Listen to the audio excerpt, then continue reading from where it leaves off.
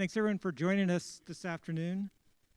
I'll start by introducing myself, Chief Scientific Officer for Eurofins US with a background in virology and infectious diseases. I currently lead a group called Clinical Innovations with Eurofins, and we focus on research and development, really looking for the next innovative assays in diagnostics with especially in transplant.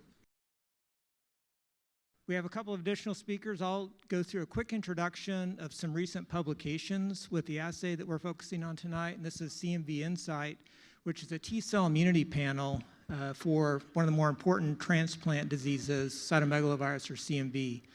And so as you probably know, there's a lot of papers in the literature that describe the use of this assay going all the way back at least 10 years, probably more than 10 years. There are various types of assays that are published. There's ELISpot, there's a quantiferon assay that's really essentially an interferon gamma ELISA. But what we run is a flow cytometry-based assay that differentiates CD4 and CD8 T-cell immunity to CMV. We measure intracellular cytokines, specifically interferon gamma, and we also look for upregulation of CD69. So since we started offering this assay in our reference lab, there's been 4 publications since 2020, 2 in 2020, 2 in 2022, and then there's a recent abstract I'll talk briefly about that was presented at CIOT this year, and then we're turning that into a full-length manuscript. So the first paper that came out was from Rogers and Pharmakiotis, looked at the clinical experience with this assay in an observational manner. They had 2 sites, the first at Rhode Island, second at University of Maryland, 44 samples from 37 patients. Most of these were solid organ transplant recipients, mostly kidney, a few kidney, pancreas, heart, lung, and liver. And about half the high risk, the D+, R-, and the remainder were R+.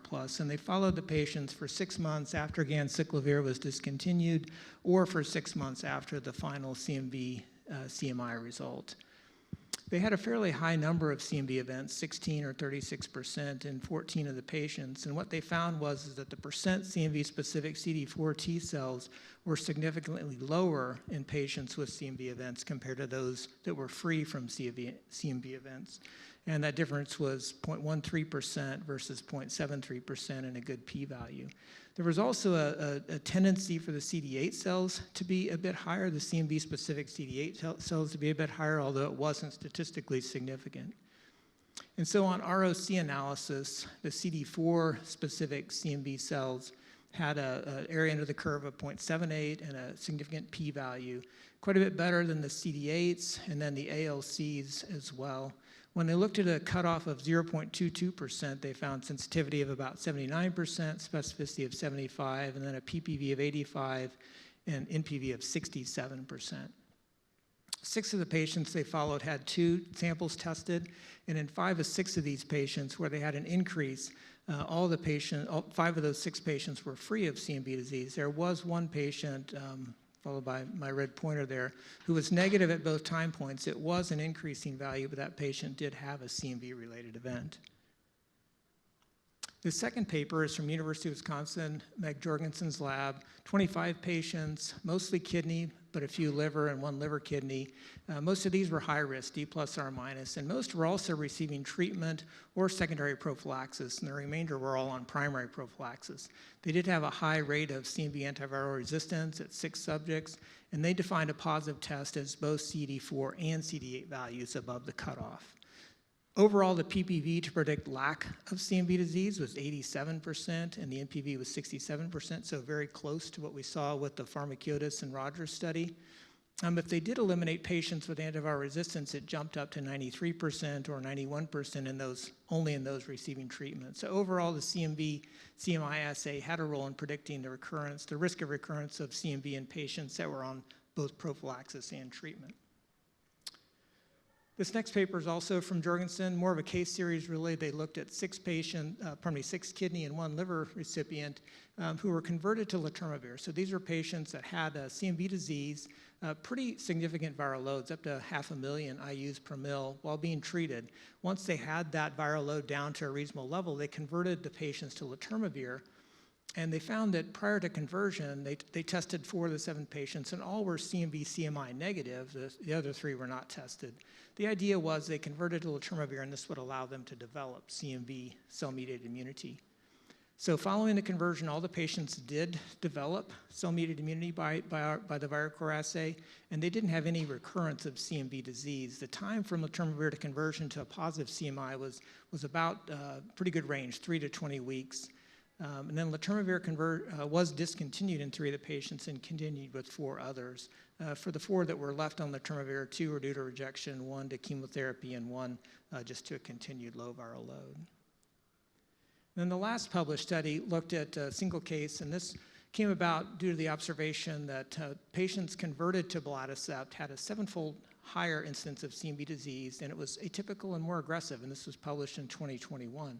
So this patient was a D+R- kidney recipient on ganciclovir prophylaxis for 2 months, converted to letermovir due to leukopenia, and had a viremic event 5 days after the start of letermovir, so they converted back to ganciclovir. They also noted some mild CNI toxicity, so at this point they converted to belatacept. The patient was CMI positive after reinitiating the ganciclovir, but then 3 weeks after the first belatacept dose, the patient had CMV viral loads reemerge. They were present for about 10 weeks and reached a pretty high level at 40,000. But they noted that the patient lost CMV CMI, even though they only used 2 doses of the belatacept. And then through the remainder of the study, 7 months, the patient continued to be CMI negative. So their conclusion was that the CMI monitoring after belatacept treatment did allow risk assessment for CMV events. And then the final study, again, this is a paper that was presented at CIOT, and we're converting it to a full manuscript now with a few additional subjects, but this is based on 69 subjects.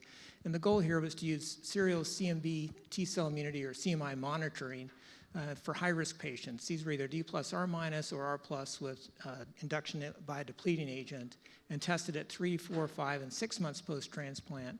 Now in these patients, the secondary prophylaxis duration is typically 6 months. So the idea was, could they discontinue prophylaxis early? So they had a total of 70% or 48 of the 69 patients achieved T-cell immunity at about 4 months, and they discontinued antiviral prophylaxis, CMV ganciclovir prophylaxis, early in 23 of these 48 patients. And most interestingly, none of the patients developed CMV disease in these 23 that were discontinued early. And then when we adjusted for age, gender, CMV status, and induction, there was no significant association with an increased odds of CMV disease. So ideally, we'll be reading about this in a refereed journal in the next few months. So these are the potential applications that we're looking at for CMV T-cell immunity. High-risk patients on primary prophylaxis are positive with other risk factors or recent CMV treatment with risk of relapse. And in these patients, a negative value and defined as CMV CD4 values less than 0.2%, either continue the prophylaxis or have frequent viral load monitoring. Conversely, with a positive value, the data show it's safe to stop prophylaxis, PPV again of about 85 to 90%, and less frequent viral load monitoring.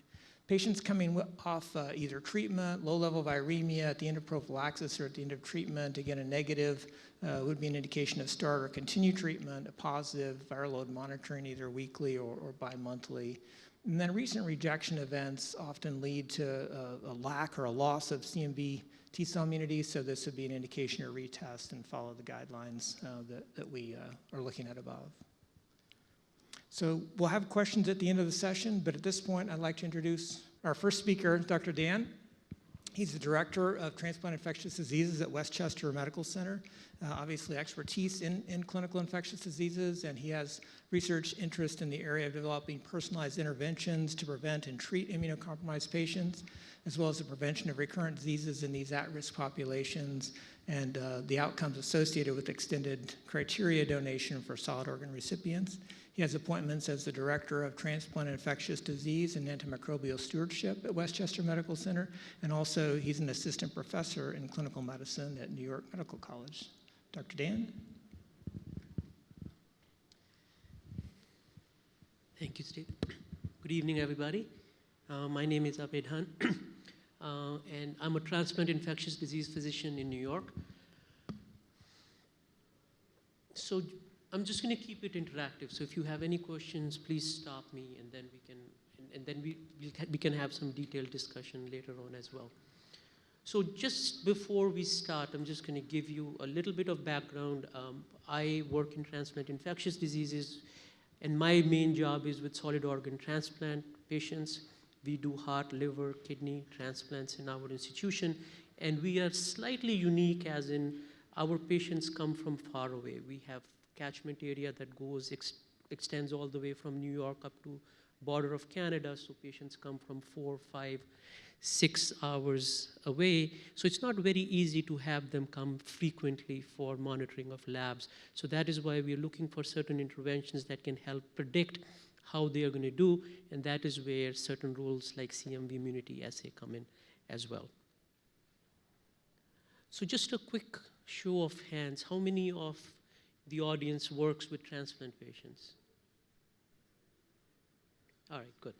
So we'll just keep it a little more, I'll try and define a little bit as we go along what exactly is CMV, what is the role of CMV prophylaxis, and where does this test actually fit in when we are trying to take care of these patients. All right, so these are my disclosures. And just the main thing is the cases that I'm going to present are representation of true cases, but some of the details have been changed. All right, so this is where we are in 2022. We have basically guidelines, and these guidelines tell us preemptive therapy versus prophylaxis. And in prophylaxis, we define which patients are intermediate risk, low risk, or high risk. And based on that, the guidelines tell us what is the optimal duration of prophylaxis. And in solid organ transplant, there is only one medication right now that is indicated for prophylaxis, that is valganciclovir. But when you go into real-world application of these prophylaxis, you see there is a discrepancy. Not all patients require exactly 3 to 6 months. While it is true for most of the patients, there will be a subset of patients where there are some challenges in applying those guidelines. So what you see here is how do you individualize this therapy of prophylaxis for certain patients? And again, we are an institution, we do prophylaxis for all our solid organ transplant patients. We do not do preemptive therapy. So how do you individualize therapy for primary prophylaxis? There are subset of patients that are going to develop intolerance to the prophylactic agent, which would be valganciclovir. And the most common side effect intolerance would be leukopenia. And that leukopenia in some patients can go on to be severe leukopenia and persistent leukopenia. The other conditions are transplantation where the optimal duration of prophylaxis is not defined. That could include lung transplantation where there is no set duration of therapy, or there are certain newer immune suppressive therapies. The prophylaxis was defined in certain immune suppressive therapies, and as that was mentioned in the previous slides, with the newer immune suppressive therapies like belatacept, that risk profile has changed, and those prophylaxis guidelines don't necessarily apply clinically to that subset of patients. And then we have secondary prophylaxis in which there is a small population that keeps on developing recurrent CMV infection despite of the optimal therapy. The main therapy first would be to try and lower the immune suppression as much as possible, but still despite of that, there are some people who develop recurrent CMV infection. And some of these people, after you lower the immune suppression too much, they do develop rejection, and that rejection requires going up on the immune suppression again, and then hence the risk of developing recurrent CMV again. So we talked about the novel immune suppressive therapies. Again, that is the role for primary prophylaxis as well as secondary prophylaxis, because once you stop the prophylaxis, when does the risk completely go away? And then we have a problem with resistant CMV. Again, you treat them with the second-line therapy like foscarnet. Do these patients require secondary prophylaxis or not? And what can you use for secondary prophylaxis? Our options have expanded a little bit since letermovir came into the market, but again, letermovir is not indicated for solid organ transplant patients, and it is not possible to get insurance approval for some of the patients. So this is basically the CMV T cell immunity panel. You're looking at the percentage CD4 response, CD8 response, and then you're looking at the standards. And what the cutoff is based on all the population studies, and this is the cutoff where you see the maximum negative and positive predictive value of the test. So this is when we send the test. So what I'm going to talk about is the real world application. When we send the test, this is the result that we get, and this is how we use the result to actually help make some decisions for our patients. So I'm going to start with the 43-year-old female. She's a liver transplant recipient, a deceased donor liver transplant recipient. And her disease was mainly chronic alcoholic disease, went on to develop acute alcoholic hepatitis. Now again, just for the audience, this is the new liver transplant population that we're dealing with. What you see here are young people, and you see here a lot of females. And what has accelerated in the times of COVID is the disease that is requiring people to get liver transplant is all alcohol-based. So this presents a unique set of challenges taking care of these patients. So I'll point out some of these challenges as we go along. Again, donor positive, recipient negative fall into a high risk category. Just got steroid injections, so no T-cell depletion therapy was done. Got standard three medication maintenance therapy. And again, some of these younger patients do require mycophenolate, so that is very common. And what we see is leukopenia that develop, a persistent severe leukopenia that develop 2 months post-transplant. And we do follow the standard definition where ANC would be less than 500. What we do for majority of these patients, which is pretty much true, I guess, for all the transplants, you try and lower or stop the mycophenolate. The next thing would be to try and switch the Bactrim to a tovacone, because all of these things are considered to be medication related. And then you try and support the white count by giving them Neupogen. That would be the third thing to do. And the fourth thing, if it not happens, is to try and see, do these patients require CMV prophylaxis, and what can be done for that? So this patient clearly had minimal response to medication optimization. Despite of stopping and switching the medication, the patient continued to have persistent, severe neutropenia. Now, another thing that we are noticing is the size of the spleen in liver transplant patients. That can be a marker for persistent leukopenia, but that is something that you just really can't control. So this person was getting GCSF injections weekly, but then subsequently developed intolerance to those injections. The side effects were so severe that she basically refused to take any more Neupogen at that particular point. She developed severe fevers and chills, and only way you could give it was to bring her in the hospital, pre-medicate her. So it basically became a situation that was not an ideal situation for the patient or for us. So we tried to get letermovir for this patient, but we were unable to switch because of the denial from the insurance company, because letermovir is not indicated in that state. So these are the options. What do we do? Should we stop the prophylaxis? Should we switch to preemptive monitoring and treat it if needed? The risk of doing that is if this person develops CMV infection, you have to put them on treatment doses of valganciclovir. And leukopenia, as we know, is dose related to valganciclovir. So not if you can stop the prophylaxis, but if your primary condition is leukopenia, you are actually putting the patient at even higher risk of developing leukopenia by giving them treatment doses of valganciclovir. Do you appeal the denial of alternative CMV prophylaxis? Or you can estimate the risk of CMV infection before stopping the prophylaxis. So what this is allowing us to do is to allow for a better risk-benefit decision-making. So rather than just subjectively hypothesize what the patient's risk of developing CMV might be after stopping the prophylaxis, you can use an objective evidence with CMV immunity assay to try and define what the risk might be. And that allows you to do a proper risk-benefit analysis to try and decide what the next intervention might be. So this was the result that was sent at that particular point. Now again, this patient did not get T-cell depleting therapy, it was a liver transplant, so their risk of developing CMV infection is slightly lower as compared to patients who might have get T-cell depleting therapy. So around 3 months, this test was sent, and what you see is the percentage CD4 response and the CD8 response are higher than the threshold. What it tells you is the pretest probability of this person developing clinically significant CMV infection is lower.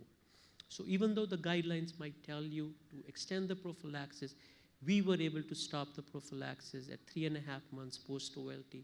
No clinically detectable CMV was found on monthly monitoring, and leukopenia and neutropenia improved basically after stopping the medications. So this is one challenging situation which we are seeing much more frequently, in which the test allowed us to make a good decision for the patient. Case number 2 is a 60-year-old female, male, diabetes, hypertension.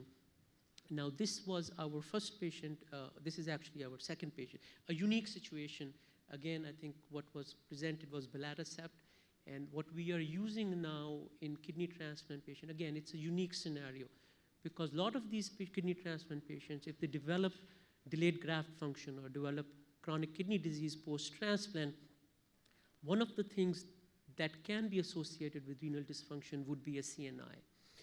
So a trend has been in a lot of renal transplant centers to try and switch them to a CNI sparing therapy.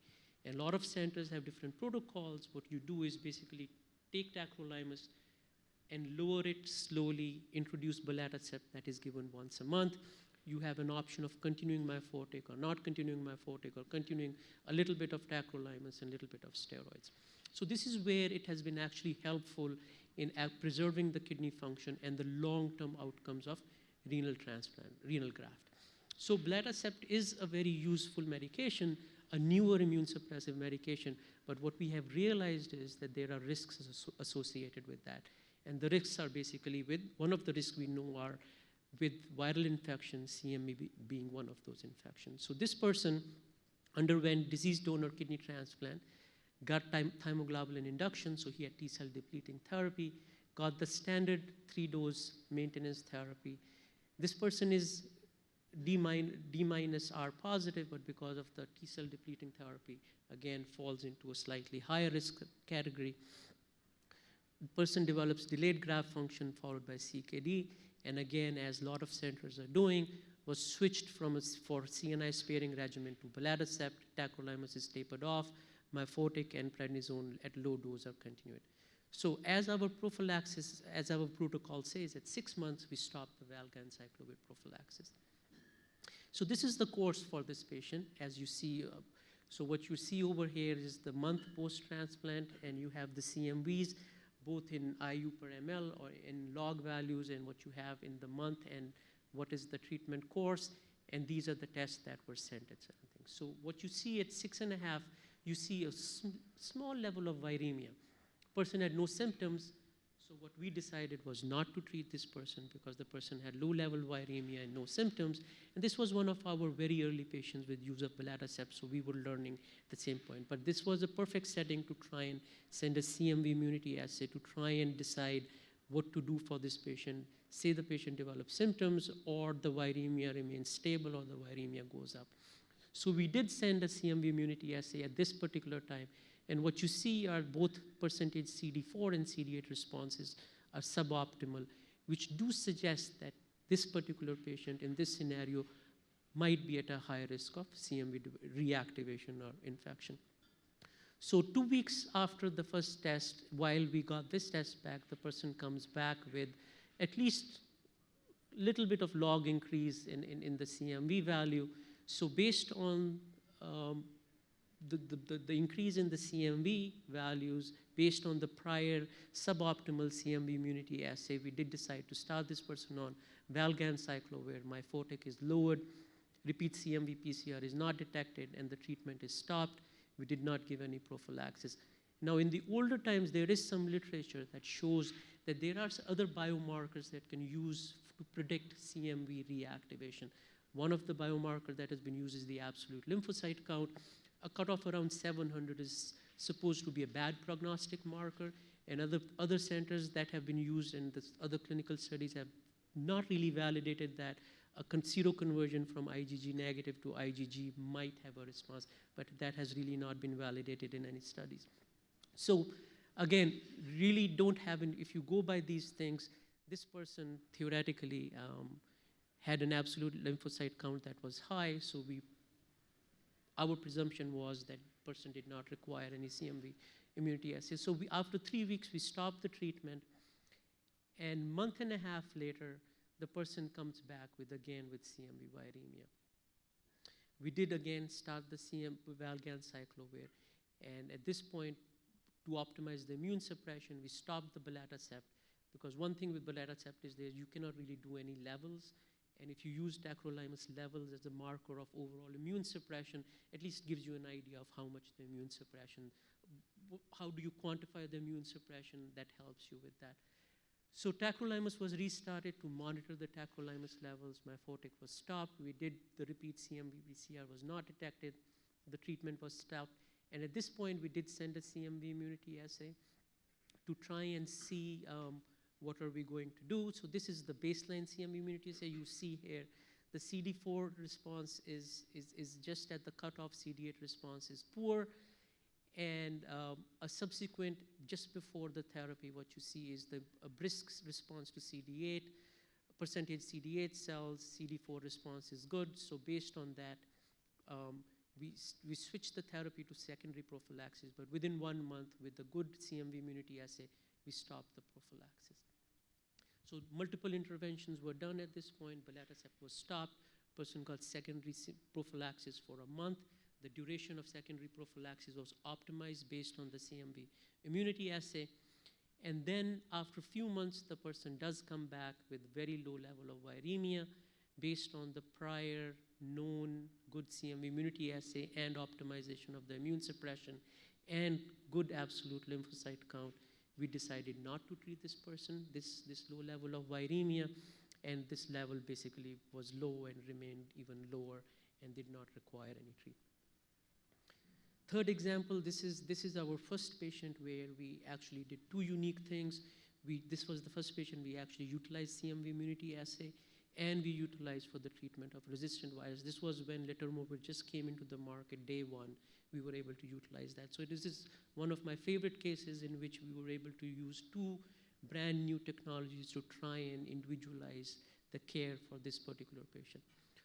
Extremely complicated case, 50-year-old male, underwent heart transplant in 2017, high risk T-cell depletion therapy, again standard induction with T-cell induction, and then standard maintenance, starts on valganciclovir and Bactrim prophylaxis.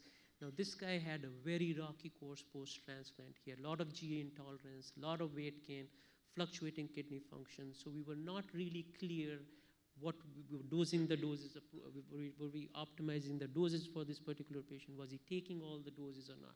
So what you see here is a very small summary of a very rocky course on this patient.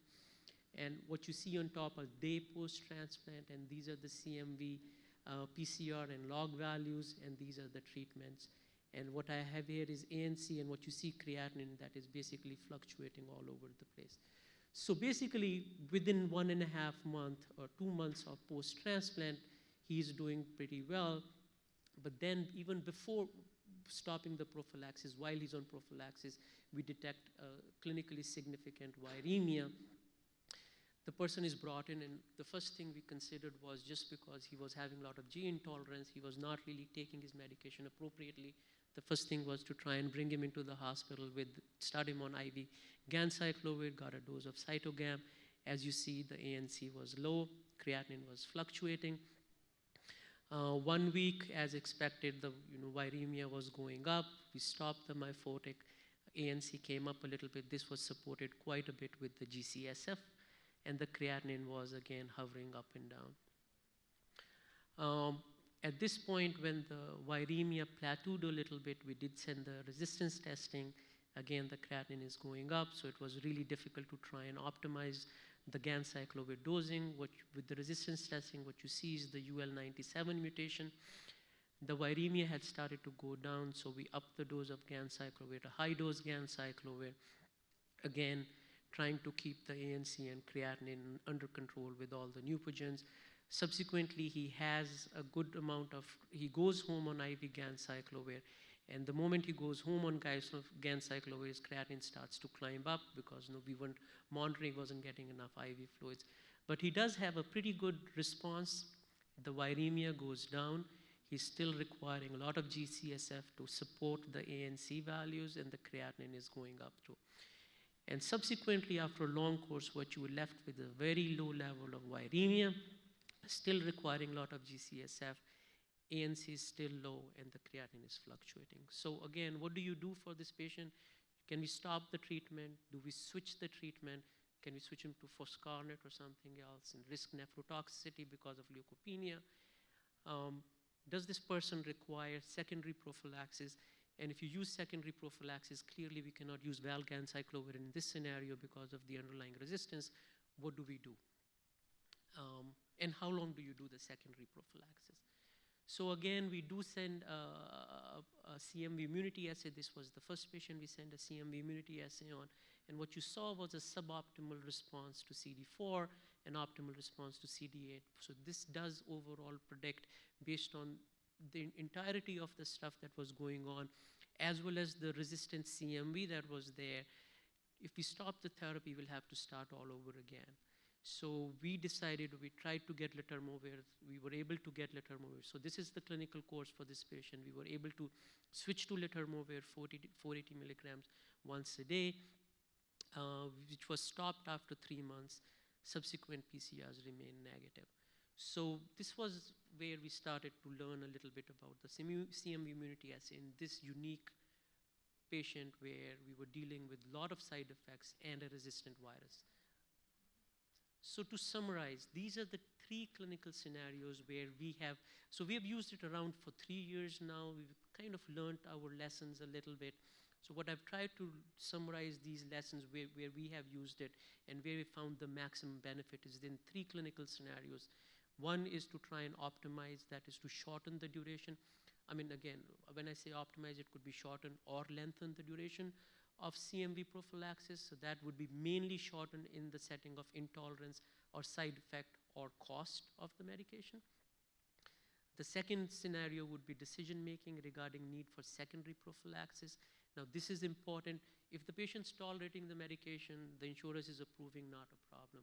But people who are not tolerating the prophylaxis or the insurances do not approve the use of the medication or the cost is very high, these are the patients where we worry about. Plus a subset of patients where the novel immune suppressive therapy, mainly belatacept, and the other subset of patients will be some centers that use alemtuzumab for their induction therapy. The clinical trials do not define the ideal duration of prophylaxis in these patients. So these are 2 subsets of patients where we find CMV immunity assay to be helpful to try and individualize the duration of primary prophylaxis and secondary prophylaxis. And then duration of treatment or need for secondary prophylaxis for resistant CMV. The answer has become a little bit easier now with availability of letermovir and marabovir. But still, I think it is a helpful thing because what it helps us to do overall is to look at the cost of the medication, the toxicity of the medication versus the cost of the test that is there. I think that's my last slide. So thank you very much for your attention.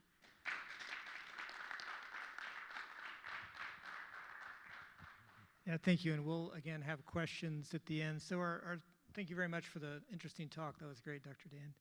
So our last speaker is Dr. Dadwal, the professor and chief of the Division of Infectious Diseases at City of Hope. He has clinical expertise in treating cancer patients with infectious diseases, and he has a research interest in understanding the mechanisms of infection and finding new ways to control these infections. And finally, he has appointments both in the Division of Infectious Diseases and the Department of Medicine. All right, I think Dr. this Dadwal. works. Thank you. Great talks by both of you guys, and I promise you guys I will not repeat what they said, so that you guys can get out to dinner on time. So I mostly work with patients who undergo stem cell transplantation, so it's a little different flavor than solid organ transplantation. And I'm based in Los Angeles. So clinical utility of CMV T-cell immunity is my title in challenging cases. So just a little background. Cytomegalovirus infection is one of the most common complications after allogeneic stem cell transplant patients, and it carries significant morbidity and mortality in this patient population, and reactivation rates have been estimated between 30 and 70%. Most of the patients will reactivate in the first 100 days, and then subsequently it depends upon multiple dynamic factors such as graft versus host disease. Prophylaxis against CMV is now standard of care, at least in the United States. Most of the centers use letermovir in seropositive recipients of allogeneic stem cells, and it has continued to day 100 post-transplant. CMV infection recurrence is actually not uncommon upon discontinuation of prophylaxis at day 100, and some have actually reported the extension of use beyond 100 days, especially those patients who may be severely T-cell depleted ex vivo or in vivo, or those who have GVHD, although that is not the FDA label, it's up to 100 days only. And then secondary prophylaxis and stem cell transplant, which means that the patient had CMV recurrence or CMV reactivation, and once they cleared that with standard antiviral therapy, they went on letermovir prophylaxis or some other antiviral prophylaxis, alluding to the point by Dr. Dhand, if the insurance doesn't approve, then they may have to go on a different agent. Now, having a test which can actually help you predict risk of CMV infection and recurrence upon discontinuation of prophylaxis, or those who are off of, or those who have other risk factors, can help make decisions on antiviral prophylaxis or even initiation of preemptive therapy, especially if they have low-level viremia. And the studies which explore utility of CMV immunity assessment have been reported and have been just alluded to by Steve. And I have these references for all these statements up here. So some of the standard risk factors for CMV infection and disease, as compared to solid organ transplant, the highest risk group in allo is actually recipient positive, donor negative, as opposed to donor positive, recipient negative in SOT. And then this is the way the risk goes: recipient positive, donor positive, and less risk in recipient negative, donor positive, and lowest in recipient minus and donor negative. T-cell depletion is a major risk factor for CMV reactivation. Mismatch of unrelated donors, acute and chronic GVHD, or graft versus host disease. Use of high-dose corticosteroids, which is defined as equivalent of prednisone 1 milligram per kilogram or higher. And then lymphopenia, typically within the BMT population, we consider that ALC, absolute lymphocyte count, of less than 200. And then lack of CMV-specific CD8 cytotoxic T cells, or CD4 specific CMV immunity. And then cord blood haploidentical are notorious for high risk of CMV reactivation, with rates of up to 90% with cord and up to 70% with haplo, again, depending what your cutoff is, what you consider a significant viral load. So the first patient I'm going to discuss is who developed late CMV infection. It was a 63-year-old male with diffuse large B-cell lymphoma, initially treated with rituximab and CHOP regimen for 6 cycles, which led to remission. He was then identified to have recurrent disease, which was treated with rituximab, ifosfamide, Cytoxan, and etoposide, and then underwent autologous stem cell transplant after Beam regimen. He did good for about a year and then was identified to have recurrent diffuse large B-cell lymphoma. He then underwent treatment with bendamustine and rituximab, which led to 3rd remission, but shortly thereafter he relapsed. He then underwent chimeric antigen receptor treatment, which is CAR T cells, after lymphodepletion with fludarabine and cyclophosphamide. Unfortunately, 6 months later, he relapsed again, and this time he was evaluated for allogeneic stem cell transplant while he was undergoing salvage chemotherapy on an investigational agent at our institution. And a haploidentical donor was identified, which means half-matched donor, and the patient's pre-transplant CMV serology was recipient negative, donor negative, so really low level for risk. So he got conditioning with melphalan, fludarabine, single dose total body irradiation with 200 grays, cycle grays, and post-transplant received 2 doses of cyclophosphamide on day 3 and 5, which is basically leads to T-cell depletion. On day 16, to our surprise, he developed CMV reactivation with a viral load of less than 500 international units, and within 3 days it climbed to 26,000. Now this guy was CMV seronegative, so he came to us after having CAR T at an outside institution.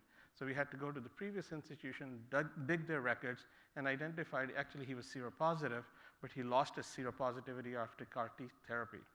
So an important point that some patients can actually lose their CMV serostatus after heavy chemotherapy. So on day 19, foscarnet was initiated, as engraftment had not occurred yet, and we don't give ganciclovir when they're still neutropenic to avoid graft failure.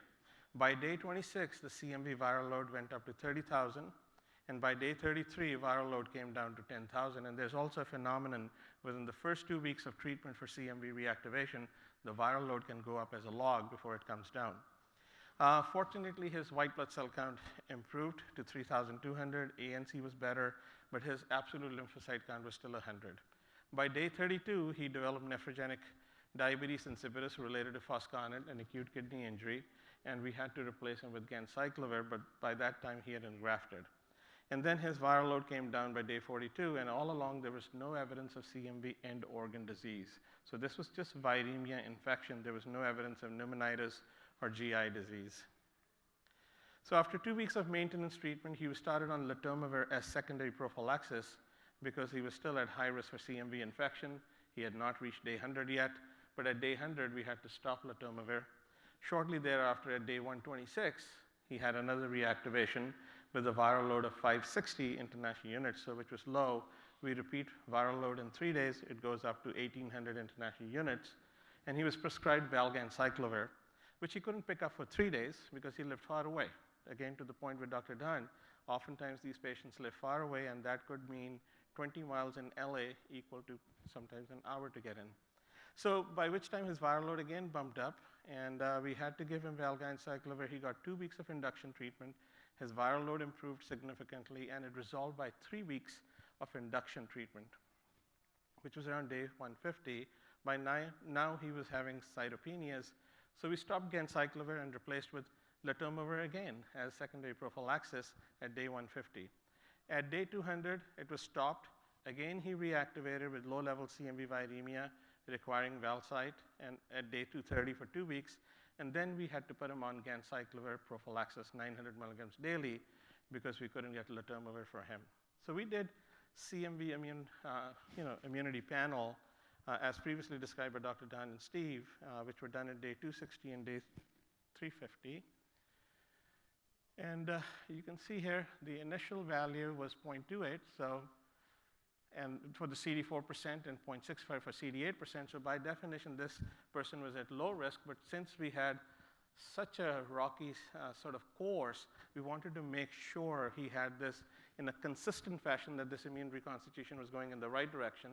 So we gave another 3 months of prophylaxis and repeated, and there was clearly an increasing trend in terms of CD4 and CD8%, indicating robust immune reconstitution. And you can see that group here, according to the test, this is CD4 immunity, and this is CD8. This was high, so it was low risk. So we stopped antivirals, and till date, he hasn't had reactivation again. And he's also free of graft-versus-host disease, and fortunately, his lymphoma is not back. So that was actually one of my first cases where I used it. Now, this is the second patient, and this patient actually started off with CMV disease, and subsequently, we had these issues of persistent CMV reactivation off and on. So this was a 66-year-old male who had history of psoriatic arthritis, which was treated with Enbrel, which was stopped with diagnosis of amyloidosis, which was made about 10 years ago. And just for purpose of keeping patients' information vague, I gave it in years ago rather than exact dates. But then I'll have to come back to give dates to give you an idea on CMV viral loads. So he was treated with bortezomib, dexamethasone, and then underwent autologous hematopoietic stem cell transplantation after high-dose melphalan about 9 years ago. 2 years later, he was noted to have clonal cells on bone marrow biopsy, indicating relapse, and was treated with lenalidomide and dexamethasone. He then received Cybod regimen, which is cyclophosphamide, bortezomib, and dexamethasone for 6 months, followed by ixazomib, Revlimid, and dexamethasone. About 4 years ago, he was put on daratumumab, pomalidomide, and dexamethasone because the bone marrow biopsy now showed increasing plasma cells. And then he was started on IVIG because he was having recurrent infections. So in November of 2021, he started having visual complaints, which he attributed to cataracts, but got referred to an ophthalmologist. On pre-op exam by the ophthalmologist, he was found to have findings of visual loss in the top 1/2 of his visual field in the left eye. He was then sent to a retina specialist who identified CMV retinitis. So vitreal fluid was obtained, and the culture was positive for CMV, and the plasma viral load was at 11,000 international units per ml. So he got treated with valganciclovir, which was switched over to foscarnet because he had developed cytopenias. And then in January, foscarnet was stopped because he had a seizure. And then he was put back on Valsite, which is valganciclovir. And then he was again retreated with chemotherapy, ixazomib and dexamethasone, and was noted to have recurrent CMV viremia. Meanwhile, his retinitis was improved. And he then got 2 doses of cidofovir because he couldn't get foscarnet and he couldn't get valganciclovir, but subsequently transitioned to maribavir, which had been approved by then. And in April of 2022, he was referred to our institution for further management. So his other history was coronary heart disease, atrial fibrillation, psoriatic arthritis, gastroesophageal reflux disease, hiatal hernia, and salmonella bacteremia. So between January and April, maribavir from the outside hospital. In March 2022, at the outside institution, they had done CMV resistance by genotypic assay, and it did not show resistance to any of the tested antiviral, did not include maribavir at the time on that panel, which they tested. By end of 2022, maribavir was stopped because patient was having persistent viremia, and now it was replaced with IV ganciclovir. And the concern was that maybe he's not absorbing of amyloid infiltration in the gut. Viral load actually improved towards end of May. He continued ganciclovir to complete 6-week duration of treatment. In July 2022, we did CMV immunity assessment, and I'll show it on the next slide. At that time, we changed ganciclovir to letermovir prophylaxis. CMV viral load remained negative through July and August, and then letermovir was stopped at the end of August. In September, we had low-level CMV reactivation, and we had another repeat assessment of CMV immunity panel. And in October 2022, continues to have low level, but there's no significant increase in viral load, and his visual symptoms are okay, and he is found to have stable findings in the eye with no recurrence of retinitis. So this is what we see here. These are just representative viral loads. Patient was getting viral load on a weekly basis, so it'll take a lot of space. But we just want to highlight that the viral loads were not tremendous, but they were high enough. And that's the time point where it became negative, stayed negative to September. And what you see here is initially in March is low CD4 specific immunity for CMV, and this is CD8, which is actually in a good range. And then it bumped up in July to 0.43, but somehow CD8% decreased. And here, most recent one is 0.21 and 0.34, which are above the normal limit, indicating reconstitution of immunity. And on this side is the standard CD4, CD8 SEB.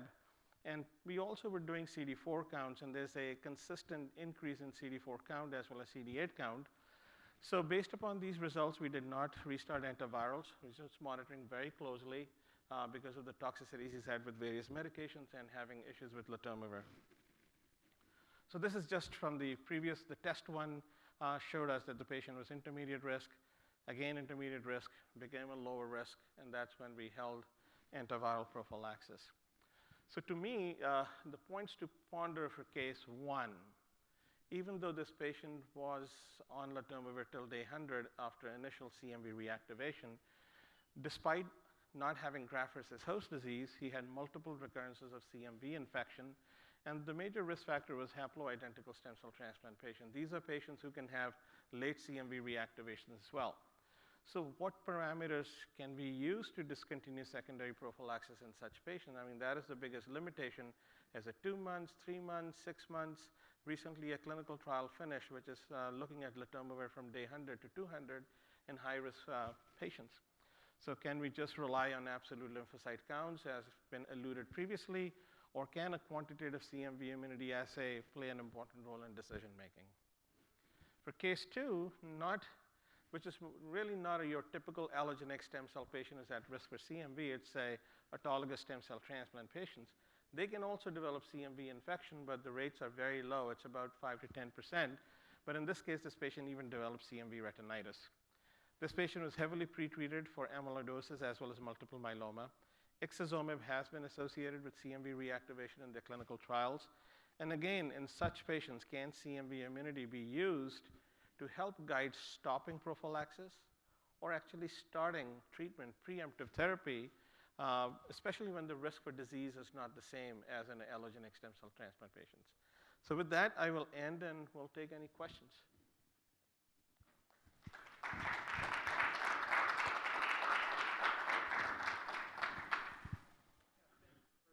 Any question, Michelle? Yeah, I have a generic question based on your comment on the seropositivity with CAR T. Is that fairly widely known, or is it part of kind of changing guidelines to kind of prevent that? Because that seems like a pretty critical thing that can really change patient management if the testing for seropositivity is done at the wrong time.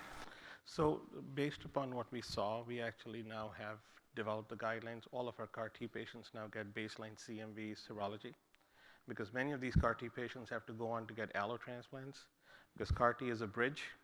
So we started doing that. But I would say even in generally, because it all depends. If somebody got treatment for lymphoma and somebody did CMV serology at a wrong time, you may actually pick a time when IgG is undetectable. And I've seen in many clinical trials, or even going back 3 years ago, CMV was positive. This time after failed transplant, then more chemotherapy, going for transplant for the second time, IgG is negative. So we actually had to go back and talk to our transplant coordinators that you have to scour the entire record all the way back, and if you find even one positive somewhere in the past with no association with IVIG, that person is seropositive, regardless of the most recent one. Because we've seen multiple reactivations happen like that. So that's protocol at City of Hope, but is it widely known, or is it part of CAR T guidelines overall? No, I don't think so. That's known yet. I have discussed this with my other colleagues who do CAR Ts. So this was a sort of a wake-up for us. So that there's no IgG, and then we had to go to another institution where this patient got CAR T. They had done it prior to that for auto, and he was positive, and then it was gone. So yeah, that's something on our radar. So we made our internal change, but again, people will ask, where's the evidence, this and that. So I don't want to see another case like that to have evidence. Add one thing. It's an interesting caveat to a potential use of CMV immunity assay. So, I mean, I think that this is exactly the scenario where you see these tests that you cannot rely on. In solid organ transplants, the other way, if you get IVIG, in some ways you can get a false positive serology also. So I think the interesting use is in pre-transplant or the time of transplant doing a CMV immunity assay to try and see what the pre-existing immunity might be. And that can also predict late onset CMV. Maybe some patients would benefit just from preemptive therapy and no prophylaxis at all. So I think this is a potential use. I don't think it is used that widely, but clearly there is a subset of these things that can happen. We also had one person in which we had donor-derived infection. The serologies were, these tests are not perfect. So I think that is where in certain scenarios having another test actually can help. If you're looking at the Swiss cheese model, things that are being missed, potentially you can pick that up from it. And I think one interesting thing which I did not add to this thing is we use CMV immunity assay, but this is not to make or break any clinical decision making. I think at any test that we use, it is basically to try and help with the clinical. You already have a pretest probability of what's going to happen. You have standards of care that you meet. And what you're utilizing is an additional test to try and augment your clinical decision making. And this is where CMV immunity assay is there. No test is perfect, including CMV immunity assay, but I think what it helps you do is individualize that risk-benefit decision for that patient. And I think that is where we find this test to be helpful. Yeah, no, that's a good point. I think in solid organ, you have the liberty of having cells. We don't have those. With acute leukemics, they are ANC of 0. So I wish we could do that. But there was a trial, actually, it was published in Clinical Infectious Disease, to your point, where these patients had interferon gamma response prior to transplant measured, and then day 14, day 28. And it did, to your point, I mean, those who had a positive response tended to be protective post-allo transplant. So yeah. Yes, might be useful would be if we have CMV vaccination, to try and look at, again, to quantify what the immune response, because, again, what we have learned from COVID is just having antibodies, is that enough? Is that protective? Yeah. Is that a functional antibody? So I think this might be helpful again in that scenario where it is to try and not do things in a subjective way, but to try and do things a little bit in an objective way. So I think the potential uses are a lot, and I think we're still learning a lot in this process, and I think this is where having discussion with the whole group is important, because I mean, I think we've used it for 3 years, and I think we never had a chance to really sit back and look at what exactly we use. We were just using things reflexively. We found a patient with, oh, this is a perfect patient for that. And I think this talk at least gave me an idea, and I was able to summarize in the slide what we have learned from our intervention of CMV. Thank you.